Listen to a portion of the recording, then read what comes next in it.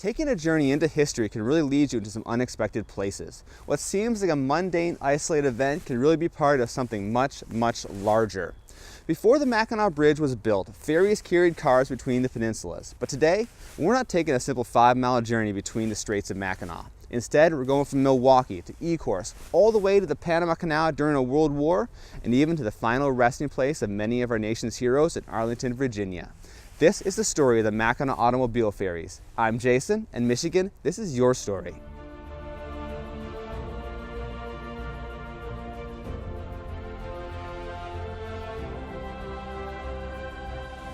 For this Story of Michigan series, we're going to look at how we cross between the upper and lower peninsulas. And today, we're going to dive right in the middle of the story in the early 20th century. The automobile enabled a new era of mobility in this country, and taking vacations to the Upper Peninsula of Michigan became quite a popular thing to do. To fill this need, the Michigan Department of Transportation started a ferry service across the Straits of Mackinac in 1923. The book, Making Michigan Move, A History of Michigan Highways and the Michigan Department of Transportation, written by Bill Kulsea, Tom Shawver, and MDOT in 1992, gives a summary of this service. Our story today focuses on two of the earliest ferries, the St. Ignace and the Mackinaw City. While these were not the first ships in the fleet, they were the first successful ones. When it comes to researching Great Lakes shipping, there are a number of indexes available. Each index is a compilation of historical data from a variety of sources. For my research for this episode, I used the Historical Collections of the Great Lakes by Bowling Green State University, as this one was recommended by the National Archives. One challenge about researching ships is that over time the names of the ships change, and that was the case with these two ferries. According to the Historical Collections of the Great Lakes listing, both were initially built for the Army. The St. Ignace was originally named the Colonel Pond, and the Mackinaw City was named the Colonel Card. Tracking down the details and origins of these two ships didn't get me very far. The Fabricated Shipbuilding Corporation in Milwaukee, which is listed as the builder of these ships, seems to have almost no easily accessible information about it. Its name is attached to other military vessels from the early 20th century, but that is about it. One path of further research would be to go ahead and look into some local newspapers and get information about the company that way, but online sources for 1919 Milwaukee newspapers is quite limited. However, for another manufacturer in the story of these ferries, we have a lot more information available. A third ship in the fleet was named the Straits of Mackinac. This one was built by Great Lakes Engineering Works, which had several shipyards in the vicinity of Detroit. A lot of information is available on this company, and a number of photos exist of their yards from the early 20th century. A PDF file that is attributed to the Marine Historical Society of Detroit provides a good summary of the early days of these shipbuilders.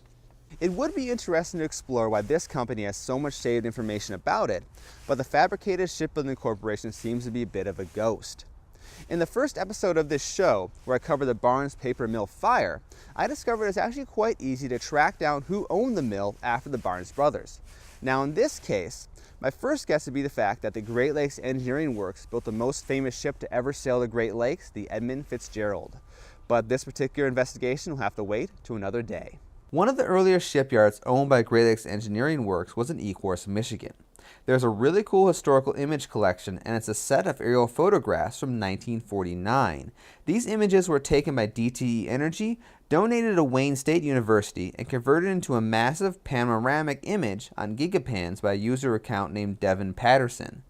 Located in these images is the Ecorse shipyards, and you can find a link to the Gigapan in the show notes of this video. The St. Ignace and the Mackinaw City remained with the Michigan government until 1940. During the previous year, the Second World War began with the Nazi invasion of Poland.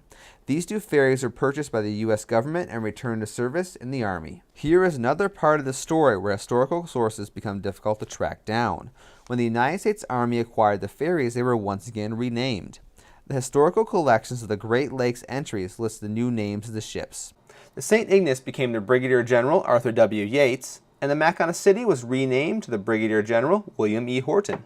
While there are not a lot of sources for the records of the ships themselves, it is quite possible to find public information about the soldiers for whom the ships were named. Brigadier General William E. Horton has a fairly detailed profile available that was compiled by the Church of the Epiphany in Washington, D.C.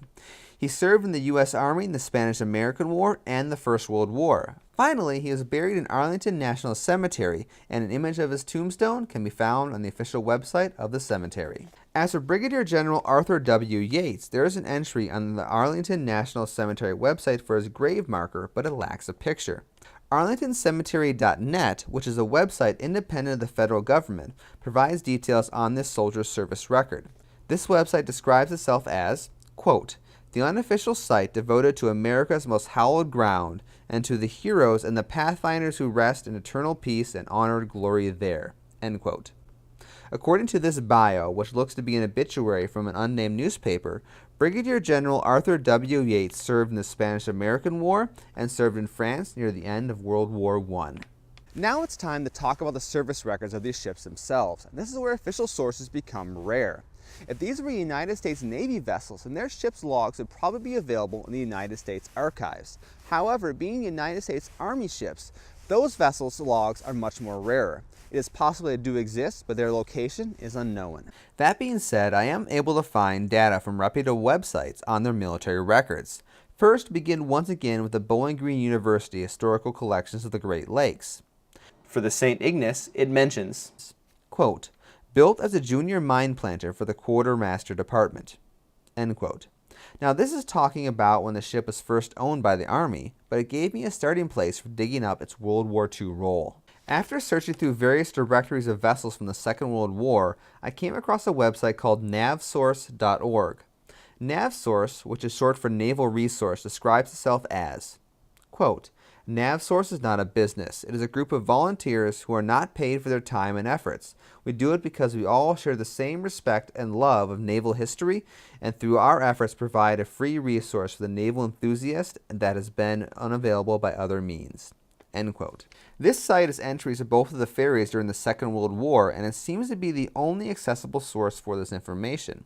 For the William E. Horton, NavSource reads, quote, "acquired by the U.S. Army Transportation Corps and placed in service as the ferry USAT Brigadier General William E. Horton. Location unknown." End quote. The top of this page also indicates the ship received the American Campaign Medal. For the Arthur W. Yates, NavSource reports, quote, "purchased by the War Shipping Administration in 1940 and allocated to the War Department. Renamed the USAT Brigadier General Arthur W. Yates. During World War II, Brigadier General Arthur W. Yates served as a ferry in the Panama Canal zone until 1947." End quote. This ship also received the American Campaign Medal. Given the entry for the Arthur W. Yates, as well as the mass of the vessels, it is very likely that both of them returned to service as junior mine planters. A mine planter was a type of vessel which helped set up coastal defenses. Even though the Panama Canal was not attacked during the war, it was still a strategically important location for the United States. A number of mine planters were used in the region to set up defenses. As for junior mine planters, this class of ships generally did not deploy the defenses, but served in a support role to the mine planters. They would have done tasks like ferrying crew and supplies between the shore and the ships setting up the defenses. Adding some more evidence to the idea these ships may have been deployed to the Panama Canal is the fact the United States Army was building up the defenses of the canal well before the attack on Pearl Harbor.